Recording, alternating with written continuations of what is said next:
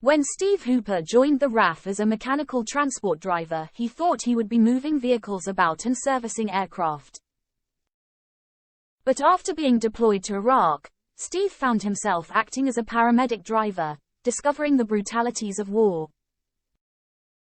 He says he saw people losing limbs, severely injured, or even dying in front of him.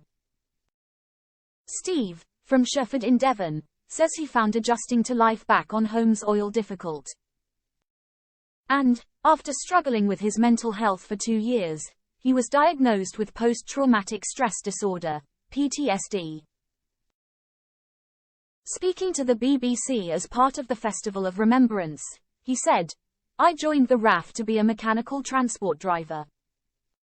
I just thought I was going to be driving vehicles and servicing aircraft. I then got deployed to Iraq for the first time.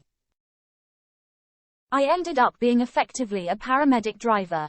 I saw all kinds of injuries, losing limbs, severe wounds, fatalities. I was covered head to toe in 3 or 4 different people's blood. It is beyond scary. Coming home was very difficult. And that's where things got tough. So I struggled with my mental health for 2 years and I then got diagnosed with PTSD." Steve's wife Jennifer says her husband was open about his PTSD when they began dating, but now thinks he attempted to mask some of his symptoms. Steve explained, "Suppressing emotions is like a volcanic suppression and eventually you're going to erupt. Become an Express Premium member. Support fearless journalism. Read the Daily Express online. Advert free. Get super fast page loading. Start 30-day free trial." The veteran says he had been going to therapy and began to see a light at the end of the tunnel, but then the coronavirus pandemic struck. He said, "That's when everything got really, really dark. I was struggling to sleep. Flashbacks. I would sit in the garage with the door shut. Hiding away was an escape. It was not wanting to really exist in the most brutal sense." Jennifer added, "Every day I was scared for Steve and my worry was that the easiest thing for him to do was to just finish things, to want life to stop." A turning point for Steve, however, was when he joined the Invictus Games.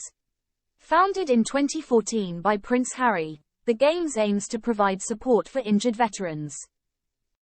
The 6th Games in 2023 were held in Düsseldorf, Germany. There Steve competed in sitting volleyball and powerlifting.